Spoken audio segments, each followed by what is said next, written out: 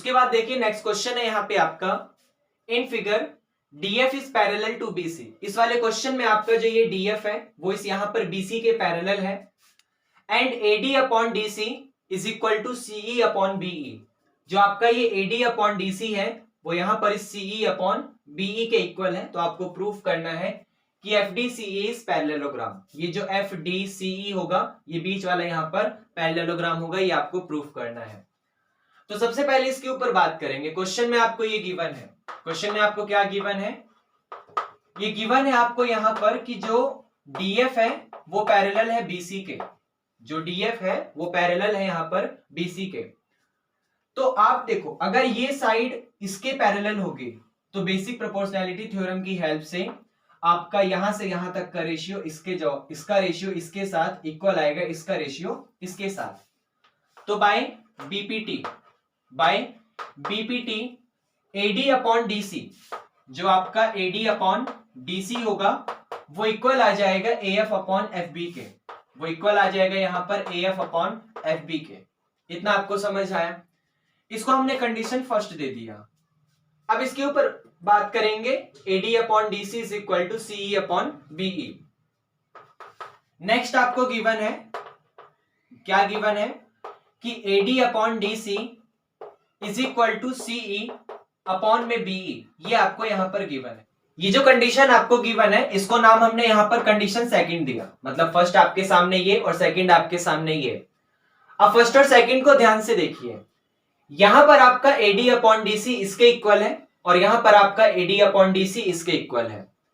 तो ये इसके इक्वल, ये इसके equal, indirectly AF upon FB equal आ जाएगा CE अपॉन BE के।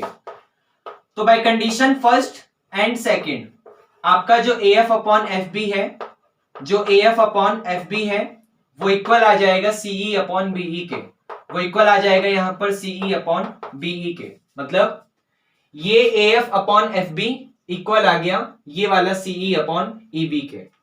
अब ध्यान से देखिए ये चीज आपको क्या बता रही है, इसको समझिएगा ध्यान से। आपके पास ये ट्रायंगल है और इस ट्रायंगल में यहां पर आपका पॉइंट D है, यहां पर आपका पॉइंट E है, ये वाला C, ये A और ये B है।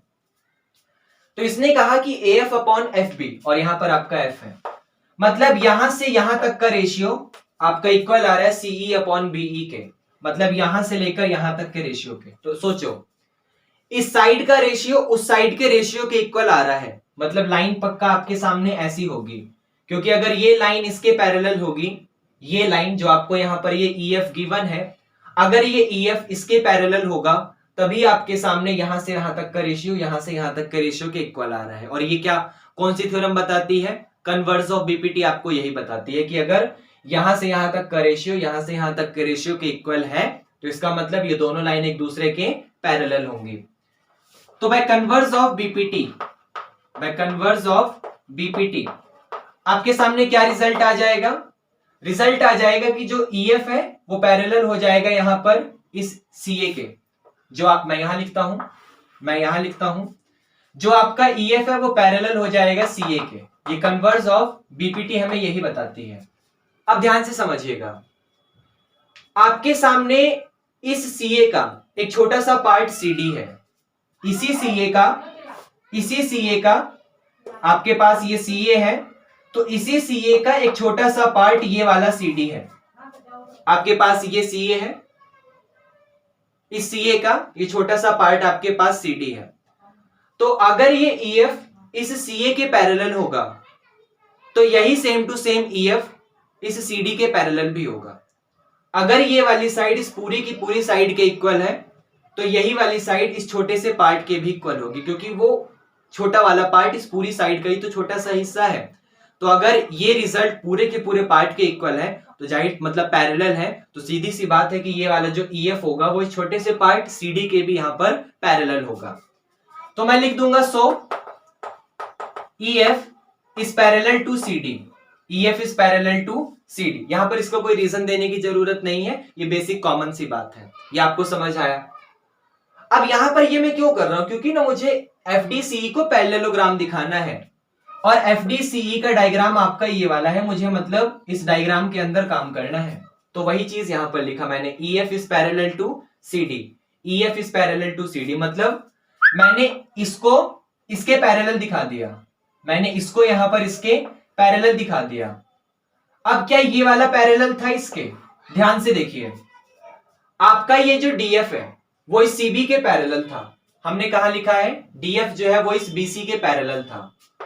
ऑल्सो डीएफ जो था वो यहां पर इस बीसी के पैरेलल था। तो अगर ये डीएफ इस पूरे के पूरे बीसी के पैरेलल है तो यही डीएफ इस छोटे से पार्ट सीई के भी पैरेलल होगा। एक बार और, अगर ये डीएफ इस पूरे के पूरे पार्ट बीसी के पैरेलल है तो यही वाला डीएफ इस छोटे से पार्ट सीई के भी क्या होगा? पैरेलल होगा। इसका मतलब आप लिख सकते हैं डीएफ इज पैरेलल टू इस छोटे से पार्ट का नाम सीई। ये बेसिक कॉमन सेंस की बात है, रीजन देने की जरूरत नहीं है। अब by condition third and fourth दोनों को ध्यान से देखिए। आपने प्रूफ करा EF is parallel to CD, EF is parallel to CD and DF is parallel to CE, DF is parallel to CE। और पैरेललोग्राम प्रूफ करने के लिए यही दिखाना होता है कि उसकी अपोजिट साइड जो है वो एक दूसरे के पैरेलल है। So by condition third and fourth आपके सामने जो FDCE है वो यहां पर क्या आ गया? वो एक पैरेललोग्राम आ गया। और यही हमें प्रूफ करना था। क्या आपको समझ आया? उसके बाद देखिए नेक्स्ट क्वेश्चन है यहाँ पे आपका, any point x inside triangle DEF। आपके पास एक ट्रायंगल है DEF और उसमें कोई भी एक पॉइंट है आपका ये वाला x is joined to its vertices from a point P in dx। वो पॉइंट क्या है? वो पॉइंट इसकी एक वर्टिसेस से जॉइन है और उस जो आपके सामने वर्टिसेस है उसका क्या नाम है? dx नाम है। मतलब ये वाला जो x पॉइंट है वो इसकी एक वर्टिसिस इस वाले D से ज्वाइन है। मतलब ये x पॉइंट इस कॉर्नर D के साथ ज्वाइन है और उस लाइन का नाम क्या बना रहा है? dx बना रहा है। PQ is drawn parallel to DE। आपके पास ये जो PQ है, ये जो आपके पास PQ है ये गिवन है कि वो इस DE के पैरेलल है। और उसके बाद मीट्स XE एट Q, और यही आपके पास XE को क्या करता है? इस Q पर मीट करता है। And QR is drawn parallel to EF, और आपका जो ये QR है वो इस EF के यहां पर पैरेलल है।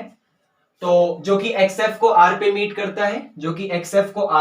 करता है, तो आपको प्रूफ करना है कि PR is parallel to DF। मतलब ये PR जो होगा वो इसके भी पैरेलल होगा। मतलब क्वेश्चन में आपको दो चीज गिवन है।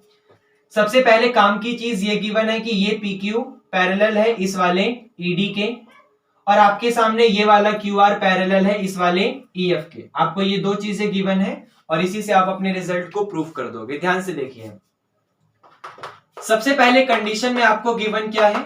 कंडीशन में आपको गिवन है कि PQ कहा गया, ये रहा कि PQ is drawn parallel to DE। ये PQ is parallel to DE, ये कंडीशन में यहां पर आपको गिवन है।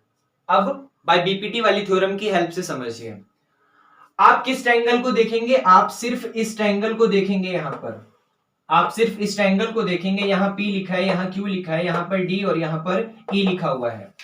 तो आप इसको देखिए कि जो ये वाला PQ है वो पैरेलल है इस वाले DE के। जो आपका ये PQ है वो PQ इस पैरेलल है यहां पर DE के। इसका मतलब BPT वाली थ्योरम क्या कहती है कि यहां से यहां तक का रेशियो इक्वल होगा यहां से यहां तक के रेशियो के।